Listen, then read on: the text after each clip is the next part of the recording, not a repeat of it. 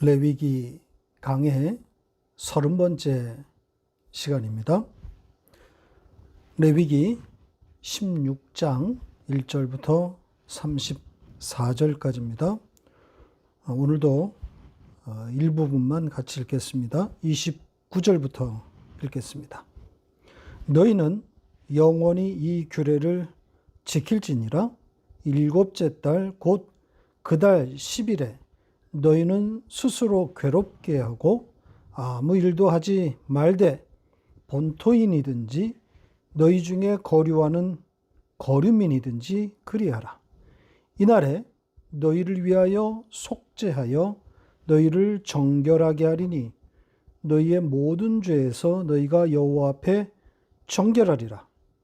이는 너희에게 안식일 중에 안식일인즉 너희는 스스로 괴롭게 할지니 영원히 지킬 규례라.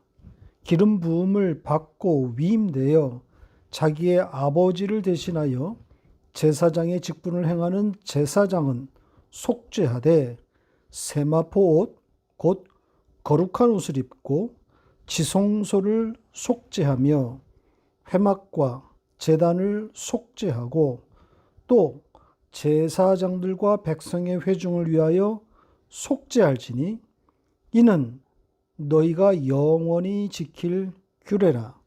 이스라엘 자손의 모든 죄를 위하여 1년에 한 번 속죄할 것이니라. 아론이 여호와께서 모세에게 명령하신 대로 행하니라. 아멘. 속죄일 이야기 두 번째 시간입니다.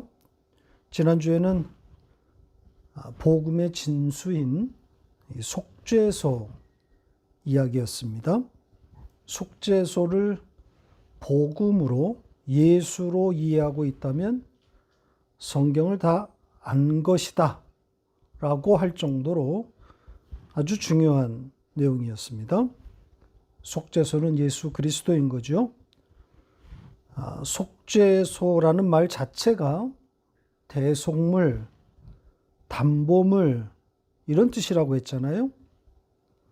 이 법궤라고 하는 율법 아래서 하나님의 진노를 받아야 할 우리를 대신해서 속죄이신 예수가 그 진노를 온몸으로 막고 있는 형국이란 말이죠.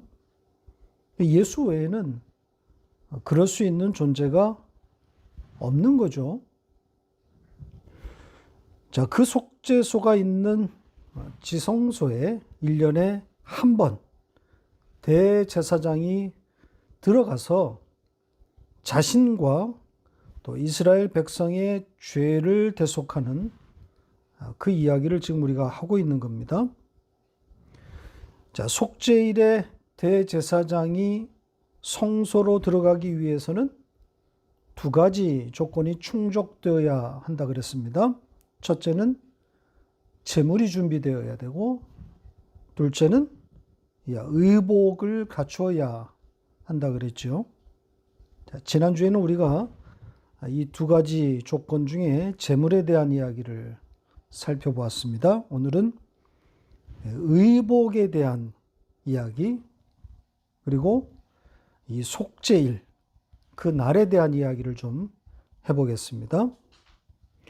대제사장이 성소에 들어갈 때 갖추어야 할 의복에 대해서 성경은 이렇게 말하고 있습니다. 다시 보시죠. 자, 보시는 것처럼 눈에 띄는 것이 세마포입니다. 전부 세마포로 된 의복을 입으라고 되어 있죠. 세마포 속옷, 또 세마포 속바지, 세마포띠, 그리고 세마포로 된 관까지 모조리 세마포입니다. 대제사장이 이렇게 입고 성소에 들어갑니다. 온몸을 세마포로 덮었다고 봐야 하는 거죠. 그렇다면 세마포에는 어떤 의미가 담겨 있는 걸까요? 자, 이 세마포로 옷을 해 입은 사람들이 있었지요. 가서 보겠습니다. 계시록 19장 7절 8절입니다. 같이 읽겠습니다. 우리가 즐거워하고 크게 기뻐하며 그에게 영광을 돌리세. 어린 양의 혼인 기약이 이르렀고 그의 아내가 자신을 준비하였으므로 그에게 빛나고 깨끗한 세마포 옷을 입도록 허락하셨으니 이 세마포 옷은 성도들의 옳은 행실이로다 하더라. 자, 어린 양의 혼인에 참여하는 신부들이 등장하고 있습니다. 예수 그리스도의 아내들인 거죠. 그러니까 신랑 예수의 아내들이라고 표현하고 있습니다. 자, 이들이 누구를 가리키는 겁니까? 무엇을 상징하는 거죠? 예, 바로 하나님의 백성인 여러분들인 거죠. 그러니까 여러분들이 입은 복장이 바로 세마포 옷입니다. 그리고 이 세마포 옷은 곧 성도들의 옳은 행실이다. 이렇게 말하고 있습니다. 이건 또 무슨 뜻입니까? 그러니까 어린 양의 혼인잔치에 들어가기 위해서는 예복을 입어야 되는데 그 예복이 세마포 옷인 것이고, 따라서 그 세마포 옷이 상징하는 바는 또 성도들이 내놓게 되는 그 행실이라는 거잖아요. 따라서 이것은 심판대 앞에서 천국과 지옥을 가리는 기준이 되는 겁니다. 따라서 심판의 기준이 뭡니까? 예, 십자가란 말입니다. 어렵지 않죠? 예수 그리스도의 십자가가 기준이에요. 천국문은 오로지 그 보혈로, 그 피로만 열리는 것 아닙니까? 따라서 세마포, 예복을 세마포 옷으로 입었다고 하는 것은 예수로, 십자가로, 그 피로 덮였다는 뜻이 되는 거죠. 그러니까 십자가의 그 보혈, 그 피가 발라졌다는 의미가 되는 겁니다. 그걸 세마포로 옷을 입었다, 이렇게 말하고 있는 겁니다. 자, 이걸 그대로 오늘 속죄일의 대제사장의 의복에다 연결하면 되는 겁니다. 지난번에도 말씀드린 것처럼 성소에 들어가는 대제사장 아론은 이스라엘 백성의 대표로 들어가는 겁니다. 죄인이란 말이죠. 죄인은 세마포 옷을 입어야 맞는 겁니다. 죽을 자라는 뜻이기도 한 거예요. 그러니까 예수의 십자가로 덮이지 않으면 죽을 자라는 겁니다. 그래서 대제사장이 입는 그 세마포 옷에 거룩이란 수식어가 붙어 있는 겁니다. 다시 보시죠.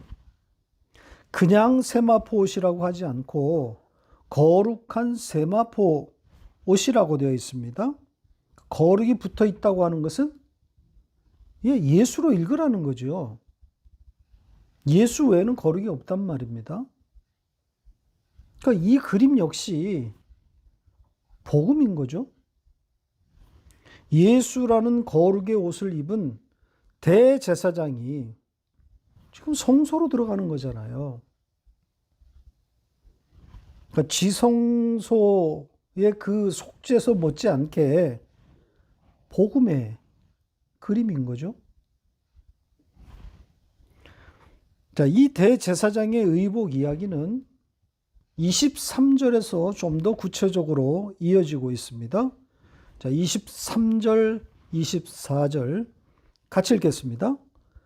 아론은 회막에 들어가서 지성소에 들어갈 때 입었던 세마포 옷을 벗어 거기 두고 거룩한 곳에서 물로 그의 몸을 씻고 자기 옷을 입고 나와서 자기의 번제와 백성의 번제를 드려 자기와 백성을 위하여 속죄하고, 보시는 것처럼 세마포로 덮인 채 성소에 들어간 대제사장은 지성소로 들어갈 때 그 옷을 다 벗어야 합니다.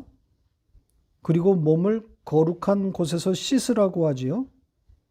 그리고 그 몸을 씻은 후에는 다시 그 옷을 입고 속죄의 제물을 드리게 됩니다. 자, 지금 이 짧은 문장에 장소를 나타내는 여러 가지 표현들이 등장하고 있습니다. 회막, 지성소, 거기, 거룩한 곳, 그리고 거기서 나왔다. 이런 표현들입니다. 그러니까 지금 이 표현들로 봐서는 지성소로 들어갈 때 옷을 벗었고 또 몸을 씻는 장소도 그 지성소 안으로 보입니다. 그러니까 지성소로 들어갈 때 혹은 들어가서는 알몸이 되어야 되는 것이고 거기서 몸을 씻었다는 겁니다. 왜 지성소에서 세마포 옷을 벗고 몸을 씻는 걸까요? 어떤 의미가 담겨 있을까요? 조금 전에 우리가 세마포 옷을 성도의 옳은 행실, 즉 예수의 십자가로 해석했는데 그렇다면 지성소에서는 그 예수의 십자가가 필요 없어졌다는 이야기인가요? 논리적으로는 그게 맞겠죠. 아니면 세마포 옷을 예수의 십자가로 해석한 것이 오류이던가? 둘 중 하나 아니겠습니까? 자, 제 생각은 이렇습니다.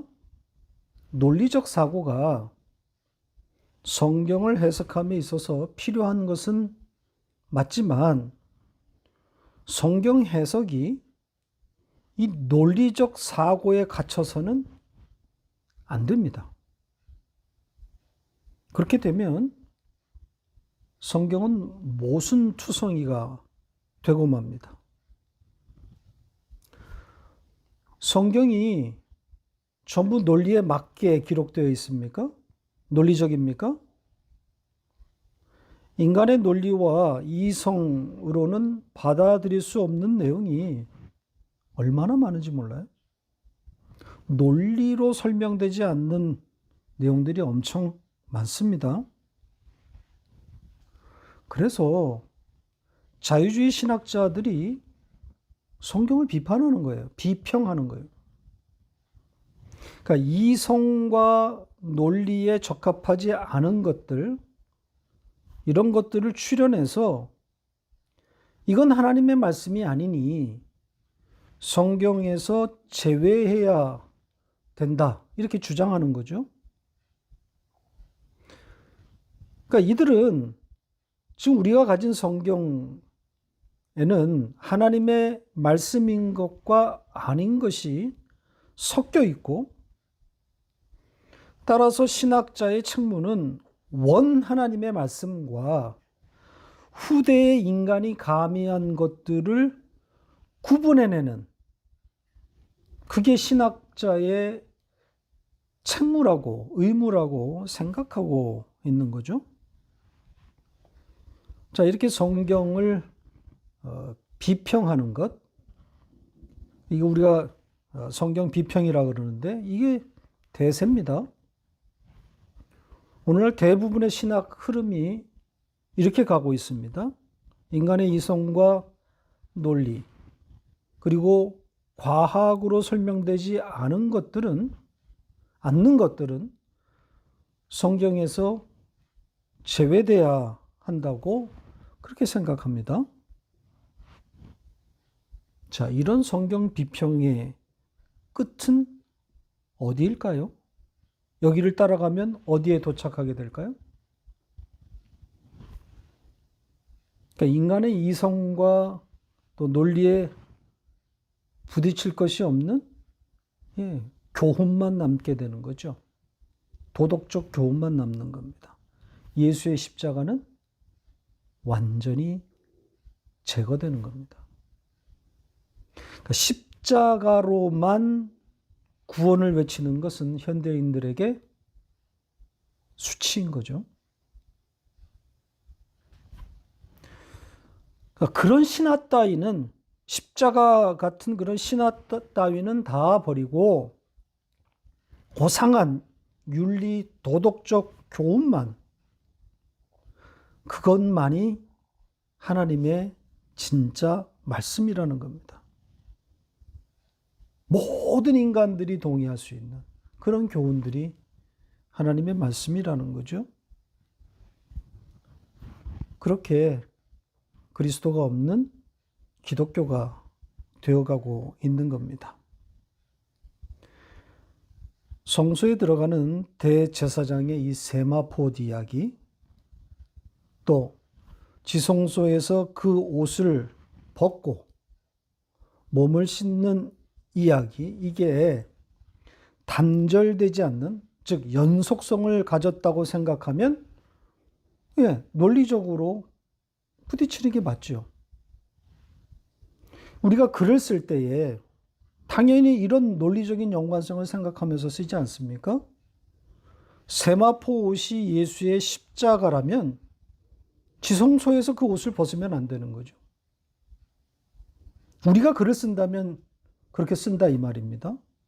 논리적으로 모순되지 않게 쓰지 않겠습니까? 그러나 성경은 달라요. 성경은 그야말로 성경이잖아요. 하나님의 영역, 그 영역의 논리란 말입니다. 그 하나님의 논리는 인간의 이성을 설득하는 논리가 아닙니다. 인간의 동의를 구하지 않아요. 성경의 논리의 근본, 그 근본이 뭐겠습니까? 예수와 십자가인 거죠. 예수와 십자가를 담기 위한 논리란 말입니다.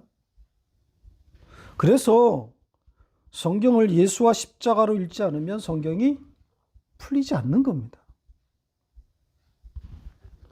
세마포 옷을 입고 대제사장이 성소로 들어가는 그 이야기 자체가 예수와 십자가를 담은 거고요. 또 십자가에서 지성소에서 옷을 벗고 몸을 씻는 그 이야기 또 그 자체가 별도의 복음을 담고 있는 겁니다. 문자를 가지고 논리적으로 연결시키려고만 하지 마시고 예수와 십자가라고 하는 그 프리즘을 대고 읽으면 다양한, 예수와 십자가를 담은 다양한 스펙트럼을 만나게 될 겁니다. 그러니까 지성소로 들어가면서 모든 옷을 벗고 그 거룩한 곳에서 몸을 씻으라는 것, 그 자체가 복음 아니겠습니까? 알몸으로 나오라는 거잖아요. 자기를 그대로 드러내는 겁니다. 죄인이라는 거죠. 따라서 죄인은 어떻게 해야 된다는 거예요? 물로 씻어야 되는 겁니다. 다시 복음이란 말이죠. 물이 뭡니까? 십자가의 보혈 아니겠습니까? 예수의 피를 상징한단 말입니다. 당연한 해석 아닙니까? 억지처럼 보이는 게 있습니까? 하나님의 보호자 앞에 서는 자가 예수라는 물로 씻어야 한다는 것, 너무나 당연한 이야기 아닙니까? 예수밖에 없다는 거예요. 들어갈 때도 세마포이신 예수를 입고 들어가는 것이고, 또 들어가서도 예수라는 살아있는 물로 씻어야 하는 것이고, 또 거기서 나올 때도 다시 그 예수이신 세마포 옷을 입고 살아 나오는 겁니다. 전부 예수란 말이죠. 복음입니다. 다른 것으로는 살아남지 못하는 것이 성소입니다. 하나님을 만나는데 자기의 의를 들고 나가면 돌파당하는 겁니다. 어린 양의 피로 발라져야 그 진노를 피할 수 있습니다. 자, 이 정도 의복 이야기를 하고 이제 마지막 내용인 속죄일, 그 날에 대한 이야기를 좀 하겠습니다. 자, 그 날에 대한 내용을 좀 다시 보겠습니다. 레위기 16장 29절로 32절 같이 읽겠습니다. 너희는 영원히 이 규례를 지킬지니나 일곱째 달 곧 그 달 10일에 너희는 스스로 괴롭게 하고 아무 일도 하지 말되 본토인이든지 너희 중에 거류하는 거류민이든지 그리하라. 이날에 너희를 위하여 속죄하여 너희를 정결하게 하리니 너희의 모든 죄에서 너희가 여호와 앞에 정결하리라. 이는 너희에게 안식일 중에 안식일인즉 너희는 스스로 괴롭게 할지니 영원히 지킬 규례라. 자, 그날에 대한 이야기를 좀 먼저 해볼까요? 1년에 딱 한 번 대제사장이 이 지성소로 들어가는 이 속죄일, 이날은 히브리력으로 7월 10일입니다. 히브리력의 7월은 지금 이 태양력의 가을에 해당됩니다. 이 7월 10일은 이스라엘의 3대 절기 중에 하나인 수장절, 초막절이죠. 그것에 바로 직전에, 전주에 해당됩니다. 지금 이 날에 대해서는 조금 전에 읽은 말씀 가운데 안식일 중에 안식일이다 이렇게 되어 있습니다. 자, 이 번역으로만 보면 안식일 중에서 가장 큰 안식일이다 이렇게 읽혀지겠죠. 그러나 원문의 취지는 그런 것이 아니라 안식을 강조한 겁니다. 날을 강조한 게 아니라 안식을 강조한 겁니다. 안식 중에 안식이다. 그리고 이 말씀에는 또 그 안식의 의미가 잘 드러나 있습니다. 설명되어 있습니다.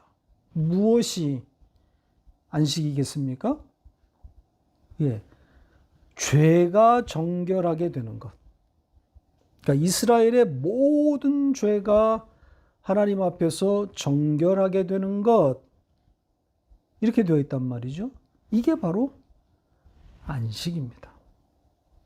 그러니까 죄가 완전히 우리 가운데서 사라지는 것, 죄 안 짓는 상태, 이게 아니라 죄가 사해지는 것, 죄가 예수로 덮여지는 것, 예수가 개입되어서 그 죄가 보이지 않는 것, 이게 바로 안식인 거죠. 다시 그 문장 중에 일부를 좀 보시기 바랍니다.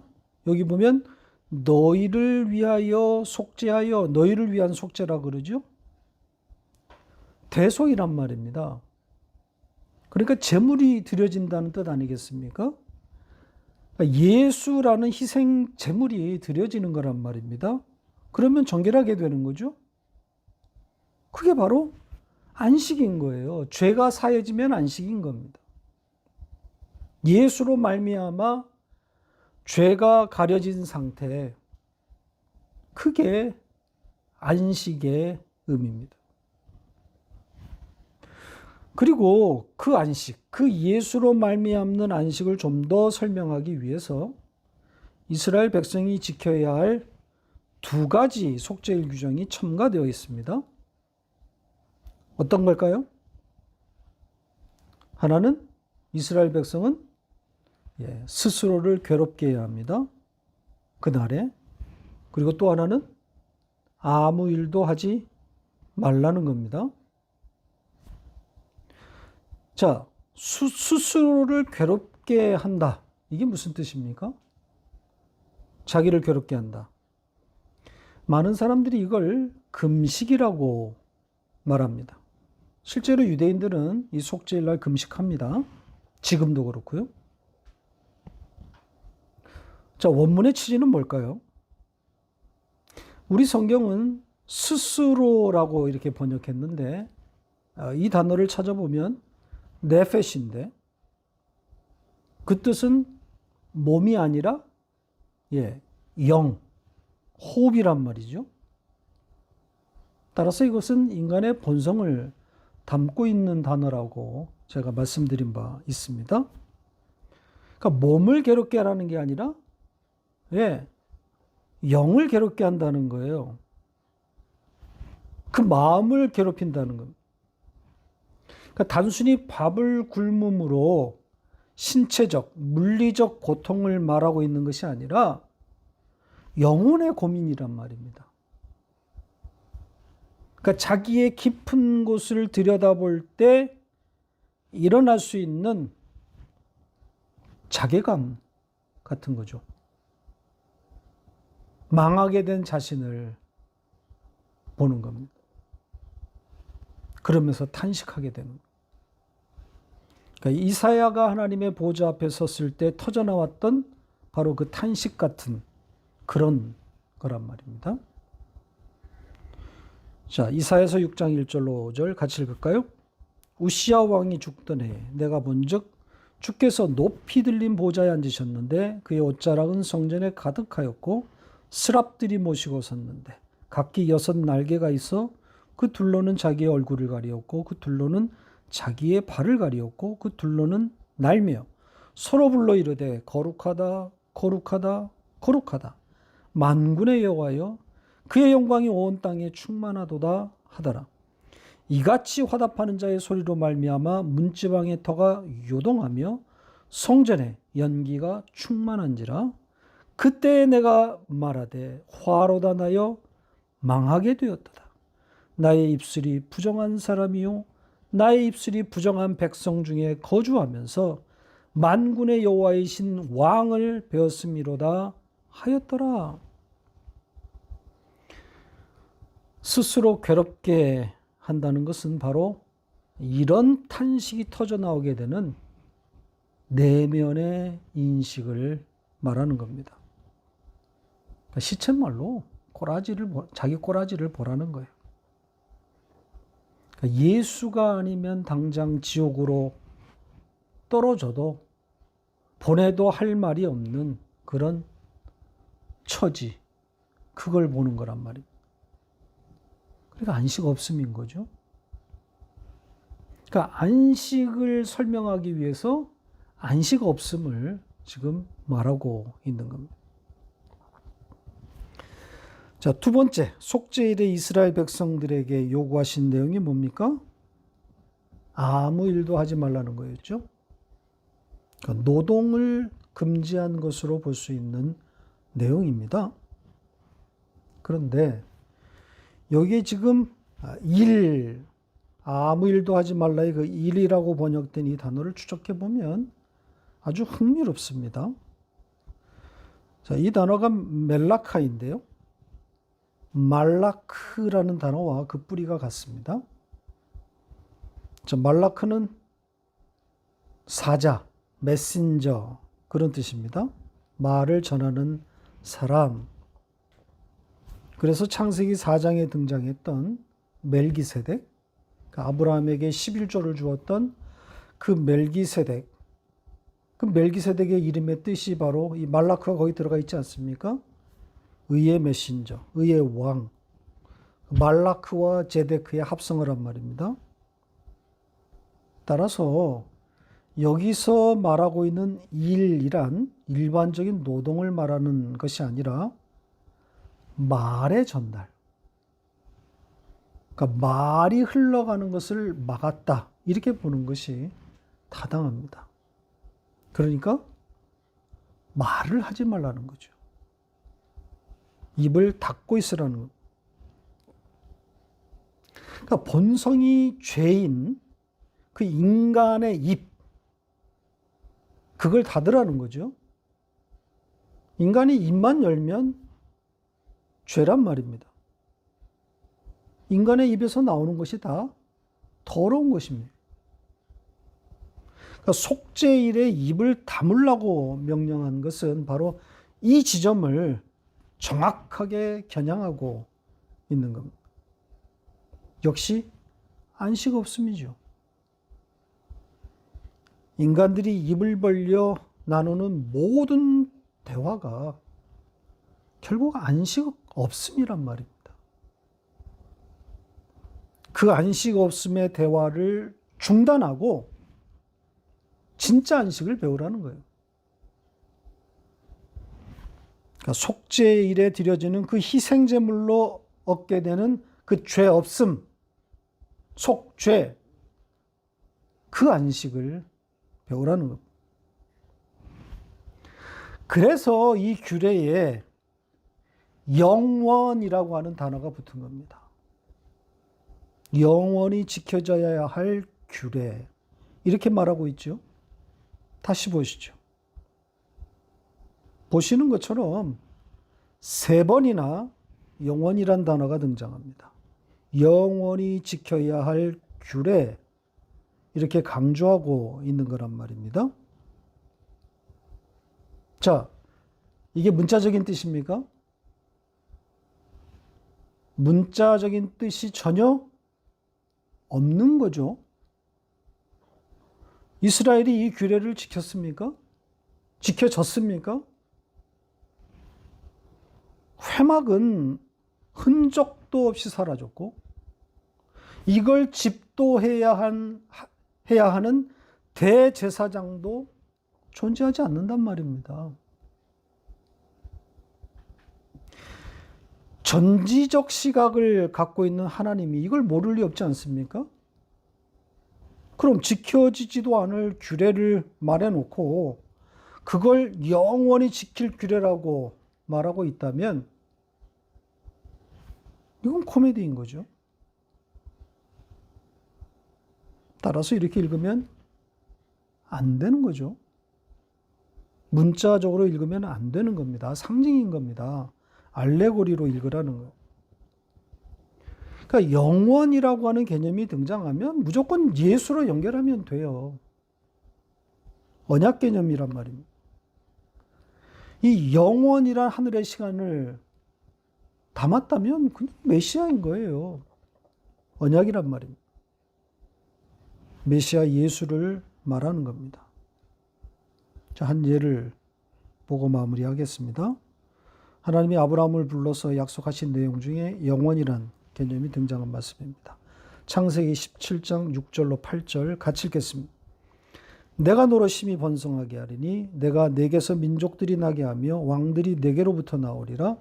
내가 내 언약을 나와 너 및 내 대대 후손 사이에 세워서 영원한 언약을 삼고 너와 내 후손의 하나님이 되리라.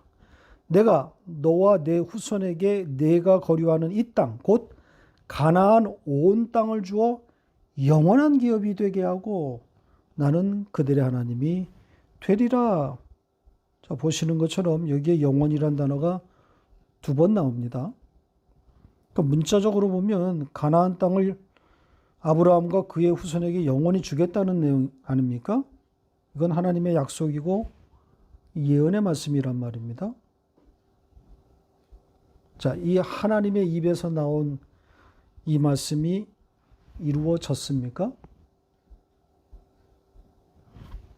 이스라엘이 가나안 땅을 온전하게 정복한 적도 없고 그나마 정복한 것도 일시적이란 말입니다. 그러면 하나님이 허언했다는 겁니까? 시건입니까? 아니지요. 성경을 그렇게 읽으면 안 되는 거죠. 여기서 말하는 영원한 기업은 가나안 땅이 아니라 예수로 말미암아 주어지게 될 천국, 하나님 나라를 말하는 거죠. 상징이란 말입니다. 알레고리인 거예요. 그러니까 예수를 주겠다는 말씀이고 그 예수와 십자가로 말미암는 천국, 하나님 나라의 도래를 약속하고 있는 겁니다. 따라서 7월 10일 속죄일, 그날 역시 문자적인 의미는 없어요. 그 날을 기념하는 것은 바보 같은 짓입니다. 그 날에 담아놓은 예수를 바라봐야 하는 거죠. 역사 이래로 기독교는 문자에 갇혀서 정작 그 문자에 담겨 있는 예수를 놓쳐버렸습니다. 껍데기만 붙들고 있는 거죠. 날과 절기, 법은 지켜냈는데 거기에 담긴 예수는 놓쳐버렸어요. 잃어버렸어요. 그 예수는 온데간데 없어요. 천박한 기독교가 된 거죠. 아니, 그리스도 없는 기독교라고 하는 이름을 붙일 수 없는 유사 기독교가 되어버린 겁니다. 말씀을 맺겠습니다. 성경 어디를 읽어도 예수뿐입니다. 예수와 십자가란 말이죠. 성경은 온통 예수에 대해서만 말하고 있습니다. 당연한 거죠. 성경은 구원의 책이고 그 구원은 오직 십자가로만 주어지는 것이기 때문에 십자가 외에 다른 이야기가 있을 수 없는 겁니다. 이렇게 성경을 읽는 것이 균형을 잃어버린 치우친 성경 해석이다. 이렇게 혹시 생각하고 있다면 그분은 깊은 산 속에서 길을 잃어버린, 방향을 잃어버린 그런 사람과 마찬가지입니다. 죽음 앞에 놓여 있는 거죠. 율법, 도덕, 윤리, 교훈만 난무하는 예수 없는 유사복음에 빠져서 망하고 있는 겁니다. 아무쪼록 1년 52주 반복되고 있는 이 예수로 성경 읽기에 설득당하는 여러분과 또 여러분 주변에 있는 분들에게 이런 놀라운 일들이 일어날 수 있기를 바랍니다.